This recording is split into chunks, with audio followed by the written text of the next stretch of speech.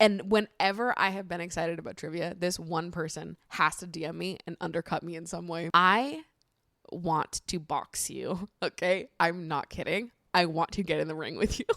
You are pissing me off. This is one person that I'm beefing with, okay? This is a direct call out, okay? Whoever you are out there, if you've been listening to the podcast, I don't know, you've been terrorizing me on Instagram. But I think what pisses me off the most is that they're wrong.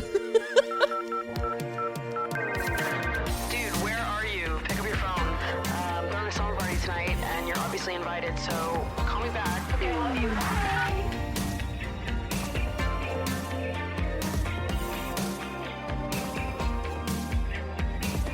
What's up, you guys, and welcome back to Emotionally Online, the weekly summer party for spilling guts and sharing secrets, hosted by yours truly, the one and only Maddie Drosbeck, co-hosted by Mango the Gooey Girl. Right now she is playing with the kittens because, yes, we have more co-hosts in the Drosbeck household this week. I just got my new fosters. Well, last week I did. Their names are Ladle and Whisk, and they are sweetie pies. They are so friggin' cute. These are my first fosters that haven't come to me pretty sick. So they have been able to play with Mango for much longer than the other kittens were able to, just because the other kittens were sick. So I had to keep them quarantined for so much longer, so they didn't get as much time with Mango before it was time for them to go to their forever homes. But these girls are the cutest, sweetest, funniest things ever. We have Ladle, who she wears a striped shirt. They'll both come up here at some point. They're just running around right now. But Ladle wears a striped shirt because she has a chest plate that actually just got removed today. But she was born with a birth defect that made it so that her sternum caved inwards. So she's had to have a chest plate that is basically like sewn to her bones to help correct that as she grows. But it was just removed today. So she's doing fantastically. And then Whisk is blind and she only has one eye. The one eye that she does have, though, I am suspicious about how much she can see because she's very playful and, you know, she jumps up on high surfaces. Her like depth perception is great. She'll like follow things around if I'm like swinging a toy in front of her. I've never seen her run into anything, or I don't know. She doesn't behave like a blind cat, or how you would think a blind cat would behave. But allegedly, she can only see like some light and shadow out of her one eye. But I don't know. I am a little bit suspicious of her. These two are the cutest things in the whole world, though. When they came to me, Ladle was very social. Right from the jump, she was cool with me. Whisk was scared of me at first. She wasn't hissy or anything. She was just nervous, anxious baby, similar to Mango in a lot of ways. But over the last few days, Whisk has really taken a liking to me. Ladle is also very cuddly and sweet, but she's more like chaos. She wants to run around and jump off the walls and just move 100 miles an hour. Whisk is a little bit more calm. She'll like occasionally have bursts of that kitten energy, but it's not constant for her. Most of the time, she just wants to sit right next to you, and I'm training her to be like being held. So we're getting there. She likes being held by me for like short periods of time now, but we will get there. But she's been following me around the apartment like she's my friggin' shadow. I'll like walk into one room and she immediately follows me, and her and Mango does the same thing. But I was sitting in my bedroom with her and Mango earlier today while Ladle was out getting her chest plate removed. And I was sitting there for like a while, and they're both like, Whisk is sitting behind me on like the back of the chair I was sitting in, and Mango's on my bed. And as I got up, I like started walking and I looked behind me, and they both immediately are like walking side by side, following me, looking up. I was like, this is like the best life ever. I actually can't think of a better way to spend my days than like, you know, just getting to surround myself with the cutest friggin' animals in my perfect little home. Oh, there she is. Ladle's in the back here. You can see her being Miss Crazy with the shirt, and then Whisk is also behind me, but she's too baby, so you can't see her. So we're feeling loved up in this household. We've had a great week together, me and the Fosters. We've also had a great week because, for those of you that give a shit about my trivia journey, which Somebody out there does. Somebody out there likes to see an underdog story. I know there's some of you out there, you hating ass bitches, that don't want to see an underdog story, and I'll get to you in a minute. But for a second, let me just flex one of my greatest accomplishments. Truly, something that I am most proud of in my life. This is like top 10 for me. I'm going to lead with this when I introduce myself now. This is so important to me. We just finished competing in this summer season of the New York City Trivia League. During this summer season, there were 720 registered teams. Okay? So this is not counting the amount of people that show up to trivia once or never register, even though they are coming to trivia regularly, compete under different team names every single week. These are just the teams that registered. 720 registered teams that played at least 2 games during the summer season. Oh, we've got a guest that wants to step on my computer screen. The lads on tour, have just finished in 7th place in all of New York City. In all 720 registered teams and all the people that don't ever actually officially register, we are ranked in the top 10. We are in the top fucking 10. Do you hear that? Do you know how many thousands of people play in this league? There's probably at least 3,000 registered players, right? Because we've got each team can have a max of 6 people. Some people don't have 6 people, give and take. I'll give it like at least 3,000 people are consistent players in the league. That's a low ball, right? It is very well, absolutely is more than that, considering all the people that aren't registered, right? But 3,000 minimum, and we are among the very top. You really can't tell me shit. You really cannot tell me shit. I have never been prouder of an accomplishment maybe in my entire life. I care more about this than the fact that I have a college degree. None of it means anything to me anymore. I am in the top 10 teams of trivia here in New York City.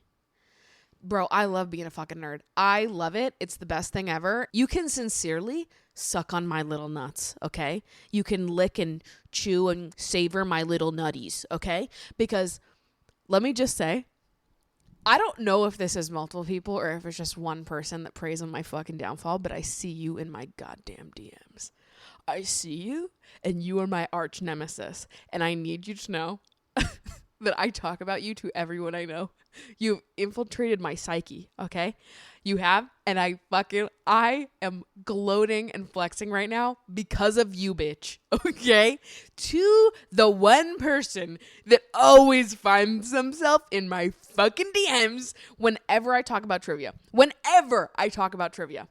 Whenever I'm excited about anything and I'm like, oh, guys, I'm so excited. We just did this. We just did that. Oh, we won first. There is somebody who slides up into my fucking DMs every time I'm excited about trivia. And they go, sounds good, but the only reason you guys are winning is because Kingsmen don't come anymore. Hello? First of all, I'm not kidding. I'm not kidding these comments. This one person, because it's got to be one person because this is crazy, right? And at first I was like, is this someone that knows me? Like, why do you know what the other team names of people that we've competed with are? But you know what? I was like, I've posted the score sheets enough. I used to, when we first started, post the score sheets every single week on my Instagram. So maybe this person just like committed the other teams that came regularly to memory. It's not that crazy that it could have happened. What is fucking crazy is that you try to undercut my accomplishments by bringing up totally null and void facts. First of all, you are messing with the wrong bitch, okay? You're forgetting that I'm a statistics and data ass person, okay? I save everything, mama. I've got receipts, proof, timeline, and screenshots, so don't try it, okay? When we first started coming to trivia 2 years ago, there was a team that played at our venue that won every single week, and my goal as a person was to someday beat them and to do better than them in the game of trivia. And it was fun. It was a fun motivator at that time. to be like, oh yeah, I want to beat them someday. I want to do this. Like, my motivator in trivia has shifted as we've gotten better, as the team has shifted, as it has become a more like competitive sport for me. But at the beginning, our goal was simply to beat Kingsmen because they were beasts. They were so fucking smart. And we have beat Kingsmen before, for the fucking record. But over time, they stopped coming. They don't play trivia at our bar anymore. I don't know these people, so they might still play trivia, just not at our bar. But they stopped coming to trivia. And I guess this person has noticed, because they keep track of my every fucking move, that they have stopped coming to trivia. And whenever I have been excited about trivia, this one person has to DM me and undercut me in some way and be like, but it's actually not that cool because the only reason you're winning is because Kingsmen aren't here. I want to box you, okay? I'm not kidding. I want to get in the ring with you. You are pissing me off. This is one person that I'm beefing with, okay? This is a direct call out, okay? Whoever you are out there, if you even listen to the podcast, I don't know, you've been terrorizing me on Instagram. But I think what pisses me off the most is that they're wrong. And again, you are messing with the wrong bitch. I have the data. I have the statistics. We have, as a team, slowly improved over time to the point where now we are pulling better numbers than what they used to pull when they would beat us every week. So you specifically can eat and chomp and suckle on my little nuts because you don't get to undercut my accomplishments. You don't get to, and fuck you, bitch, because it's not just part trivia to me. This shit is important. It's a competition. It's a sport. They were a great team. We are also a great team. So you need to commit this one to memory, mama. I'm like sort of joking, but also isn't that such an annoying comment? It's like actually pissing me off, but also I'm joking. But also, hello? You see someone's excited about something and you're like, not that cool. It's like, can I not be excited about trivia? Some of you are bullies to me. You're bullies to me in my fucking DMs, and just know that I see it and I'm engaging in the beef. Okay, so this was my formal response to my one fucking hater who's been preying on the downfall of the lads on tour. You wish, bitch, okay? I made a Letterman jacket. I made a crew neck. I made a necklace. I made a hat. You actually can't fuck with me. Like, I am owner of the Lads on Tour Enterprises conglomerate media fucking giant, okay? You have no idea what to do with how committed I am to this and how much of a beast I am, okay? You literally don't even know what to do. Your head is exploding. You're panicked and you're like, no, actually you're not that cool. No, I fucking am, bitch. I actually am that cool. And you are panicking because you didn't even realize that someone could be this fucking cool. Like, you are literally panicked right now. And you know what? Keep panicking. Keep fucking panicking. Because I'm here, bitch. And we just came in top 10 in New York City. So nobody can tell me anything for the rest of time. Nobody can tell me fucking anything for the rest of time. Need I remind you that the New York Times did a write-up on the New York City Trivia League like a year ago. And they interviewed all the ex-Jeopardy players that usually end up in the top 10. So just so you fucking know, I could end up on Jeopardy. You literally would never know. I hate a hater-ass bitch. God damn it. So anyways, we made it to the championship game. We're playing it this upcoming weekend. And I actually do not give a single shit how we place overall in the championship, because coming in top 10 in the season is what I cared about. And oh my God, I cannot believe we did it. It has been like 2 weeks since I got on the mic. And the last time we spoke, I told you guys that I was headed to Chicago for the Democratic National Convention, which I was invited to attend. It's now been about a week, 2 weeks, pretty much, since I got back. So I've had some time to sit and think and reflect and just take all of it in. And I have so much to talk to you guys about. For starters, I kind of loved Chicago. I didn't get to see that much of it because I had a pretty packed schedule while I was there. But what I did see and eat and experience, I really liked. I thought it was a fun city. I had some really good fucking food in Chicago. I was honestly very impressed. I don't know if I just got fantastic recommendations from people or if I just got lucky. I don't know. But all the food I ate was fantastic. I went to Girl and the Goat and had like some of the best pork belly I have ever had in my life. It was spectacular.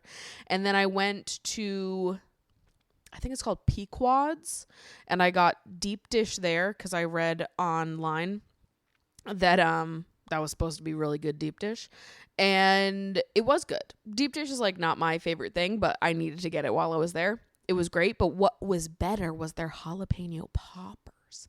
They had crazy good jalapeno poppers. Jalapeno poppers in my like top 30 foods of all time. I couldn't commit it higher than that because that seems absurd, but it's up there for me. I think I just love cream cheese. Cream cheese bagel is my number one favorite food. Cannot top a cream cheese bagel. To me, that is my favorite food. I could eat a bagel for every single meal from now until the rest of my life, and I would never get sick of it. So I think jalapeno poppers are high up for me because I just fucking love cream cheese. But they had some really good ones at Pequod's. Deep dish pizza was fine. Pizza. Deep dish pizza was totally fine. But the jalapeno poppers were really what I was ready to write home about. And then where else did I go? I think it's called the Purple Pig.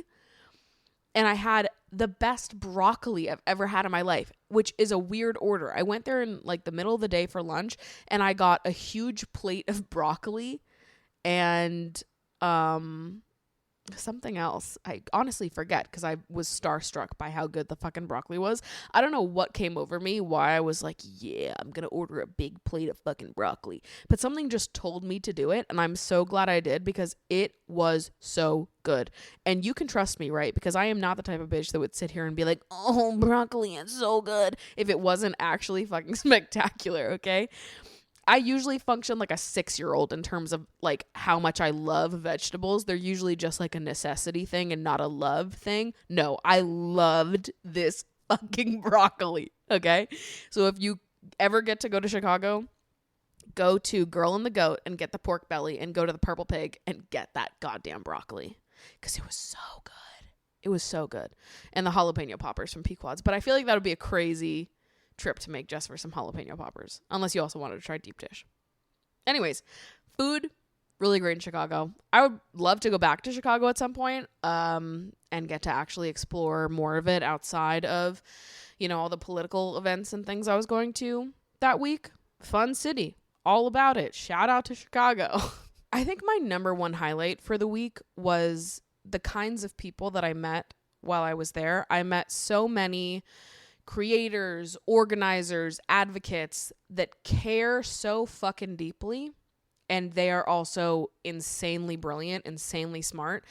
And I was just excited and eager to be in conversation with these people, to get to listen and observe and just like take it all in. My social anxiety was through the roof, which I had anticipated that it would be. I made a deal with myself, which when I have really like high social anxiety about something, I'll make like deals inside my head of things I have to check off on my to-do list before I'm allowed to like leave an event or decide that I don't know, if something's not for me or whatever. I need to like give things a fair shake and actually try to bust through my anxiety before just like giving it up and calling it a day or whatever. And I had like so many events on my calendar and I didn't know anybody that was going.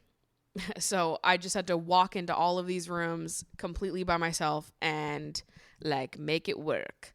So I told myself that everywhere that I went, I had to stay there for at least an hour. During that hour, I had to talk to at least 3 new people. Once I had done those 2 things, if I was having a great time, I should commit myself to staying longer. And if I felt that I had had enough, then I could absolutely go home. And you know, I feel like I did a really good job of sticking to that rule for myself and like trying my hardest to just put myself out there and try to, I don't know, work against my social anxiety as much as humanly possible. So I'm proud of myself for that. I didn't actually go into the convention for the first 2 days. So Monday and Tuesday, I had a lot of like off-site events that I was scheduled to go to. And then I didn't actually make it into the convention center until Wednesday and Thursday. So Wednesday was the day that Tim Walz spoke, and then Thursday was when Kamala Harris spoke. So I was there in the building for both of those days. But Monday and Tuesday, I was out and about doing a lot of other events, all like political, surrounded around the DNC, but they were external programming happening elsewhere. So when I wasn't in the building, I like even when I was in the building, I like constantly had up Hassan's stream. And so Monday and Tuesday, I feel like I experienced the DNC mostly via Hassan and just watching through his lens. And then Wednesday and Thursday, I was sitting in the fucking crowd pulling up my Hassan stream because I could see him in like the little booth, and I'm like, I'm a Hassanabi head, okay? And so I was on my phone and I was like looking, and I can see him in the booth, and I was like, no, but like, is that him? And then I saw that there was a second person that came over and they're wearing the same color shirts, and I pull up his stream and there's a second person there. So I was like, oh, that's fucking Hassan. So cool. I think Hassan is like so smart and so entertaining, and I've been watching his stream for a long time now. So that was also cool to just like be there while Hassan was there and get to experience it for myself, but also still experience it with his commentary and perspective as well, because he's someone that I think is really smart. And then while I was there, I went to 2 parties. I went to one that was like a creator kickoff party that was a social nightmare for me, but we pushed through. We made it work. And I saw Philip DeFranco at that party, and I was like, whoa, that's crazy. Like, I'm like a YouTube fan before I am anything else. So all of a sudden when I'm like at the bar and Philip DeFranco is standing next to me, I'm like, that's crazy. Like, why the fuck is Philip DeFranco standing next to me right now? Like, that's crazy. I watched Philip DeFranco when I was in fucking high school, bro. I didn't say anything. I was too nervous. I was too scared. But I was like, whoa, seeing all the creators there that I like watch and consume content of or have in the past, and just like being way too scared to tell any of them that I like their videos or whatever. Oh God, I'm so embarrassing. But I admired them from a distance and was just like, wow, it's cool to be here and like see these people that I consume the content of. And then I went to the Hotties for Harris party, which was interesting. I don't know if you guys saw any photos or videos from that party, but they basically just rented out a warehouse and like meme-ified the shit out of it. They went so far down the meme hole, they TikTokified Kamala's campaign, basically. And it was interesting. That kind of shit makes me feel weird. I think I posted some pictures on my story on Instagram and I captioned them, "A lot happening here," or something. Because it's just like overwhelming to see all that. Because I'm like, yo, guys, we're talking about politicians right now. They are not that fucking cool. Like, they work for us. We're here out of necessity. Like, this is the way our government functions. I don't idolize these people though, nor is like voting them into office something that really excites me. Again, it's more of like a necessity thing, strategic thing more than anything.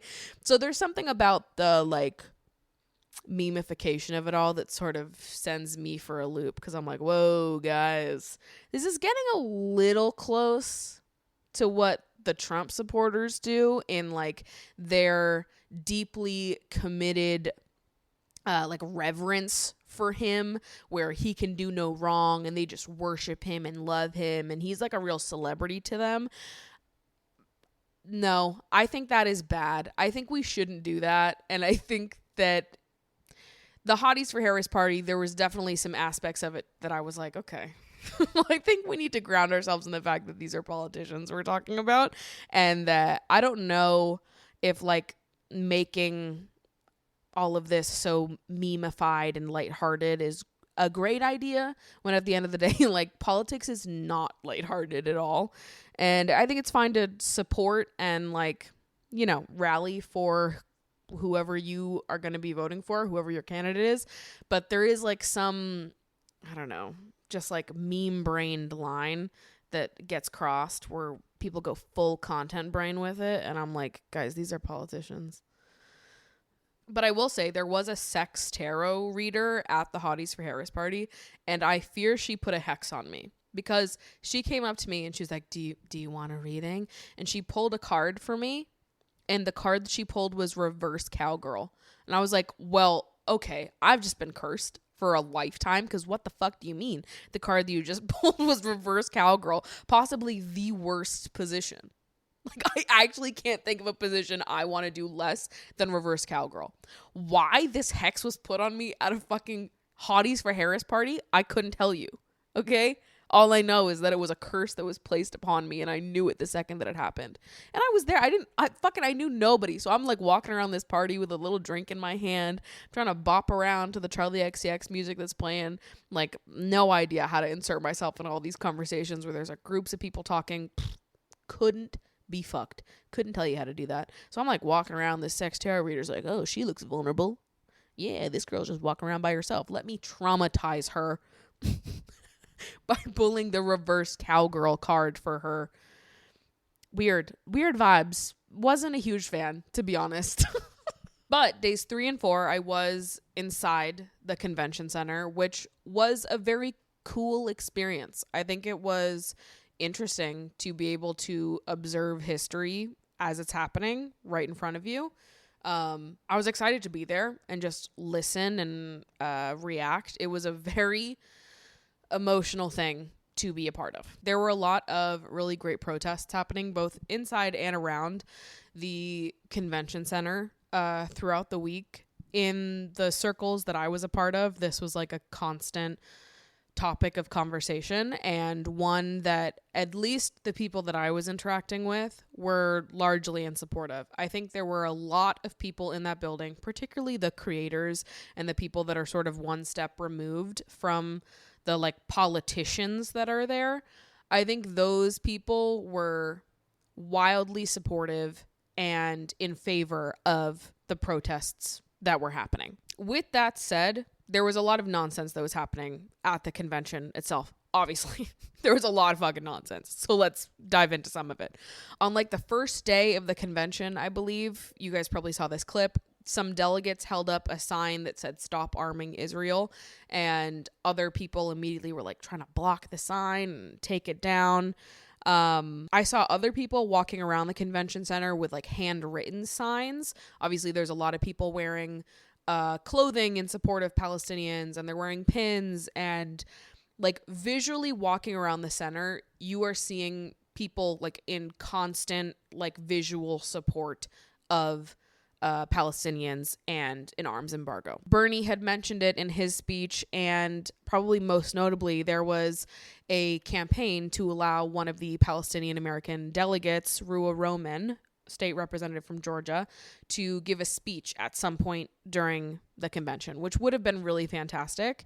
And it was really disappointing when that didn't end up happening. The last day leading up to Kamala's speech, that was like the biggest thing on everybody's minds, whether or not they were going to let this delegate speak. And she published her speech that she wanted to give, and it was pretty awesome. I thought it was a fantastic speech. I thought that it was such a mistake that they didn't give her that platform and that space. I thought that she would have been like a wonderful person to sort of lead the conversation there. She was already doing so much work throughout the week with the uncommitted movement, and overall it was just like such a fucking shame that they didn't give her the platform at some point during the DNC. I think day 3 of the convention, the night that Tim Walz spoke, was the only day that I left the convention center being like, okay, fucking, he got me. I'm feeling libbed up right now. Like he triggered the like sleeping liberal inside of me. And yeah, he got me feeling fired up. Day 3 of the convention, I left feeling like genuinely excited because I just fucking like Tim Walz, and I like that he can't be bought and how different he is from most politicians that we've seen, particularly politicians that end up, potentially in the Oval Office. But then we reach day 4, and obviously all of these protests are happening. The Palestinian American delegate doesn't end up being able to speak. And then we get to Kamala's speech. And this was a weird one. It was a weird one to be in the room for, because she starts out fine. She says, a lot of things that I agree with. I'm following, I'm there. And then we get to the topic of the genocide happening in Gaza. And she starts by saying something about the ceasefire and how they've been working around the clock to secure a ceasefire deal. And then she moves on to say something about how she will always support Israel's right to defend itself. And when she says this, the crowd just erupts in cheers. And that was a moment for me that felt particularly disorienting. Being in a room full of people, a stadium full of people, there are concerts that are done at this center. That is the amount of people that are in that room. Hearing our current vice president and potential next president to be say something like that, to have such an enthusiastic response, it just was unexplainably upsetting to me. So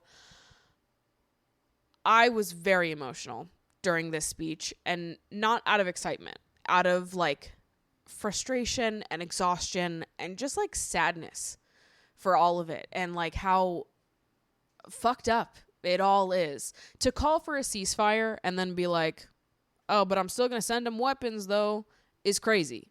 That is crazy, and it's so upsetting, and it is unbelievable to me the kind of response it got in the room. I think, you sit at home and you watch the videos of her speech, but to be in that room and to feel the excitement and the response to that part of her speech was deeply wrong to me in a way that really upset me. It was so hard to hold space for those emotions and that anger, and also hold space for knowing what comes next and knowing what is at stake in this upcoming election. It is incredibly conflicting. It's not inspiring. And I feel a lot of personal frustration and anger towards our government and the current situation that we're in, the state of this upcoming election. I have a lot of criticisms for Kamala Harris, for the current administration, and for the campaign that she is currently running. And if you were keeping up with me on Instagram throughout the week, I'm sure that criticism is obvious. I was posting constantly my criticism and pushback on Kamala Harris throughout the week that I was at the DNC. Despite my clear criticism of her, I am also going to support her in the upcoming election. So let me talk about why. Within leftist spaces specifically, there seems to be two camps of people, neither of which I have a problem with, to be clear, and neither of which are more moral than the other. These are just two ways of approaching the election. You have some people that look at voting as being strictly strategic. Something that I've been hearing over and over again is that we have to remember when we go to the polls in November that we are not voting for who we would most want to be our friend, who we idolize, none of that. These are politicians, and we are voting for who we want to be our opponent. Who do we want to fight against? Because this country is corrupt by default. Whoever gets elected into office, they are immediately complicit in all of the corruption and all of the destruction that is happening in the world at the hands of the U.S. It is our job to vote someone into the highest amount of power in this country that we feel the most equipped to fight against. They are our opponent, not our inspiration. And then there's the other camp of people that remain undecided until election day because they feel that the Democratic nominee really has to earn their vote by making steps towards change and achieving the list of demands that they have in order to have their vote earned. And these are very reasonable demands. If they are not met, they will not show up to vote. I do not personally view either of these two things as being more moral than the other.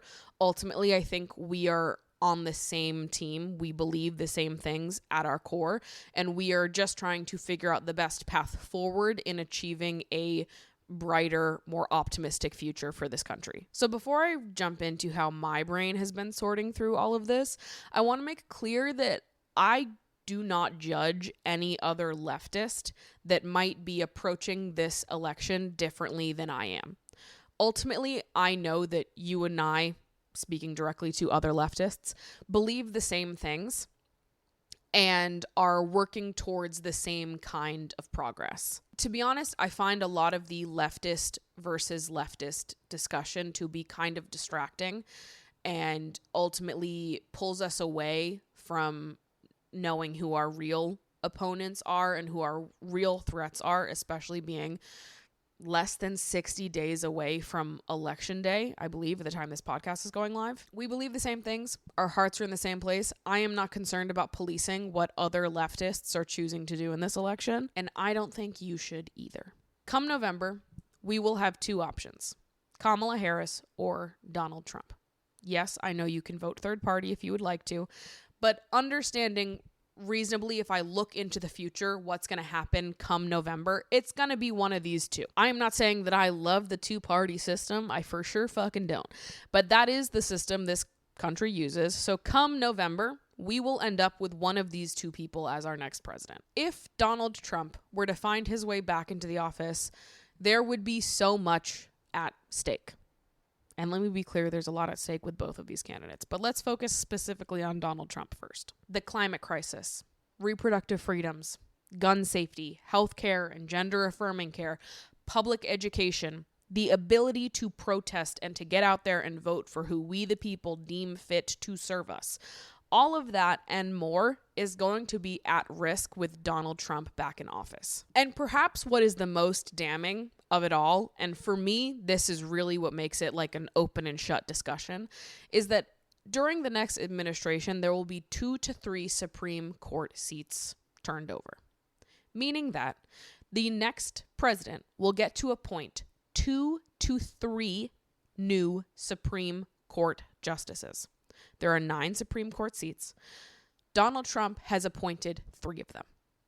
If Donald Trump is back in office, that would mean that Donald Trump has appointed more than half of the United States Supreme Court. What that effectively means is that it would take, at the very least, the rest of my lifetime to even begin undoing the damage that would cause to our democracy. And obviously, there is so much rage and sadness and frustration and just complete devastation at the current state of the political landscape in the U.S., how our elections work, how our government behaves. It is maddening, and it's really scary, and it's not inspiring by any means. I am not excited to go vote come November, but I recognize the very real threat that Donald Trump poses to the long-term trajectory of this country. And it sucks. It fucking sucks because we have 2 candidates on the ballot knowing that it's going to be one of these 2, and they both have really fucking shitty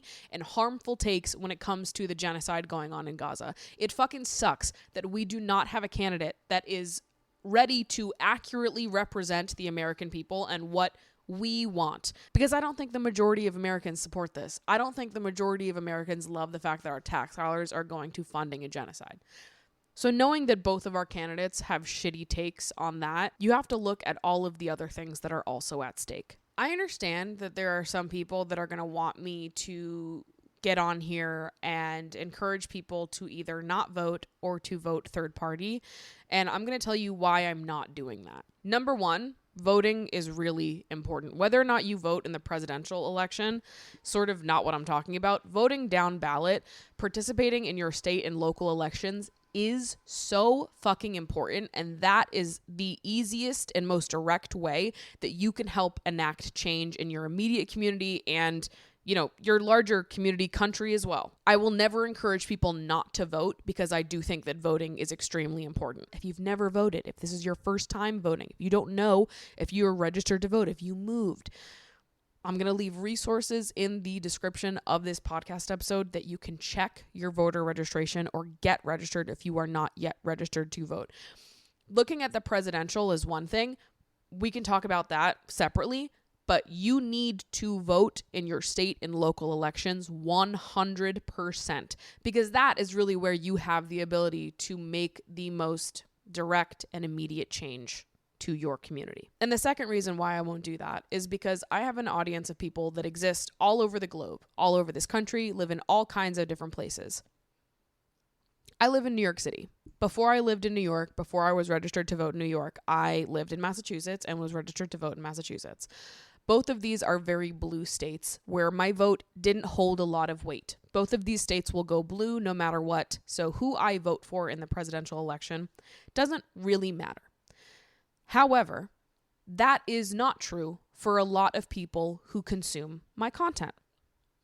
A lot of people that consume my content live in red states, live in swing states, and their vote means a lot more than my vote does, or the votes of, some other people that watch my content that maybe also live in very blue states that their vote doesn't hold as much weight, unfortunately, because the whole fucking system is broken. And as I said earlier, I completely understand why there are people that either don't want to vote in this election, they're not feeling inspired to, they're not loving the campaign that Kamala is running, they're not feeling aligned or motivated to actually get their ass to the polls in November. I get why people feel that way. And as long as you're not in a swing state, I really don't give a fuck what you do. To be honest with you, if you're not in a swing state, you can do whatever the hell you want. I hope that you will get out and vote in your state and local elections. But as far as the presidential election goes, as long as you're not in a swing state, I really don't care what you do. But that being said, when I come on this podcast, when I go on my main channel, when I go on my Instagram and I'm talking about stuff like this, I understand that the people that are consuming my content are coming from all over. And a lot of them are living in much more vulnerable positions in this country than I am. So to the people that would like me to come on here and take a different stance, to the people that want me to tell people not to vote or to vote people third party, I don't think that it would be a great call for me, a white cisgender woman who has always known security in her life, to sit in my one-bedroom apartment in Brooklyn, New York City, in a state that will go blue no matter what, and tell my audience of hundreds of thousands of people to not vote or vote third party, knowing that if Donald Trump gets elected, it is not people like me that will be the most impacted. I cannot get on here and encourage people to do things or behave in ways that could negatively impact the most vulnerable people in this country. I am a very privileged person. I am someone who has been afforded a life that protects me from a lot of the terrible things that go on in this country. I can't knowingly sit here and encourage you guys to opt out of this election, knowing the travesty that would be Donald Trump getting elected and how people in the middle of this country would be negatively impacted by him being elected. But again, I completely understand why people feel differently. And so long as you are not in a swing state, I don't care what the hell you do. If you are in a swing state, please, for the love of God, vote for Kamala Harris. I will say that directly, because Donald Trump can't be president again. He just fucking cannot. He is an extremist, and putting him back in office poses such an incredible long-term threat to this country. But beyond that, I get it. And I hope that you understand that the reason why I'm approaching this election in the way that I am is because I'm aware of my platform and the influence that I have. And I believe that I am obligated to move in a certain way, knowing that I have people from all over the country that watch my videos and are listening to the words I'm saying right now. I think it's important to be honest about all of it, right? I'm not going to sit here and tell you that I'm fucking excited about any of this. I'm not. I feel incredibly conflicted about it. But knowing that come November, it's either going to be Kamala Harris or Donald Trump winning this election and being at the fucking helm of the country come January, what feels the most important right now is to use my platform not necessarily in support of Kamala, but in opposition to Trump. Our politicians work for us. I don't think they're there to be idolized. I think they're there to be criticized like fucking hell. So now I want to talk to the people that are staunch Kamala supporters and refuse to hear any criticism about her, or maybe even believe that anybody offering Kamala criticism, the protests happening, any of these people that are calling into question her moral compass and how she's been moving in the current administration, how her campaign with Tim Walz has been going. To the people who look at people protesting her and criticizing her and they are saying, oh, well, fuck you for criticizing her, and if she loses in this election, it's going to be your fault. To those people, respectfully, settle the fuck down. There is a lot to criticize Kamala for. These people work for us. We're supposed to criticize them. We're supposed to push them on the issues that we care about. To not criticize a politician is crazy. To encourage people not to criticize politicians is crazy and is harmful. The protesting is fantastic. The pushback is fantastic. The criticism is fantastic. All of these things are necessary to push our politicians farther left and closer to a future that is better aligned with the one that you and I want. Because right now, I'm not seeing it, okay? It's pretty fucking bleak. It's not exciting. It's not inspiring. I'll keep saying it. I feel incredibly conflicted. It just sort of is like, this is where we're at, and these are our options and our path forward. So what are we going to do? Knowing that this is happening and there's nothing we can do to stop it, what are we going to do to set ourselves up to be able to fight back in the best way come, whenever the next president is sworn into office? I think it is our responsibility to hold two things to be true at once. More than two things to be true at once. There are hundreds of things that are true at once. But we need to hold space for multiple things to be true at the same time. Donald Trump, under no circumstances, can be put back in the White House. And we must push and criticize Kamala Harris like hell to better represent the American people. I don't think that anybody should ever sit back and offer 100% support to a political candidate. I don't think that's a good idea. They're not gods. They're not celebrities. They're not idols. They're not icons. They are politicians. Most of them are incredibly corrupt, and regardless of whether they are or aren't corrupt on an individual level, the second they are elected into office, they are complicit in the corruption that is innate in being American, as being a part of the United States government. Ultimately, it is the fault of our government for putting us in a position where we choose to force between morality and safety. That is an impossible decision to make. I will not be judging other leftists, other people that believe the same shit that I do, for making an impossible decision.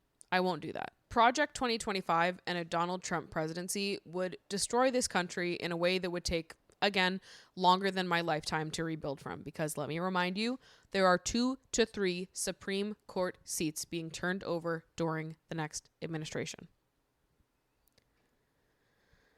That panics me. I'm really scared about that. I'm really scared if the power to appoint those seats is put in the hands of Donald Trump.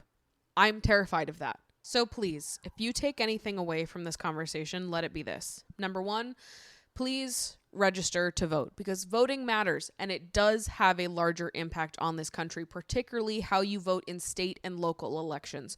Those are the most important. I need you to vote in those elections, me personally. Check your voter registration. Get registered to vote if you are not already. It is important to vote. This is true. The second thing I want you to take away is that it is important to criticize our politicians. It is important to criticize them both often and generously. There should never come a time where you idolize a politician to the point where you see no flaws in them and no opportunity for criticism to occur.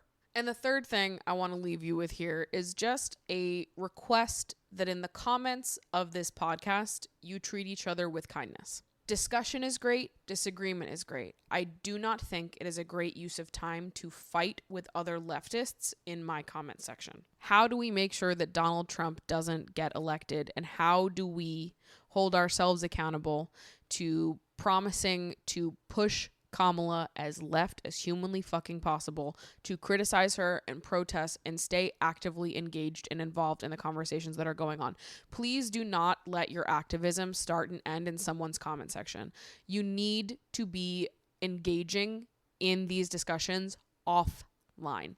I hope that you are talking to your friends, that you are talking to your family members, that you are getting involved in your community in whatever way you possibly can. It takes a village and everyone contributes in different ways. That's where I'm at.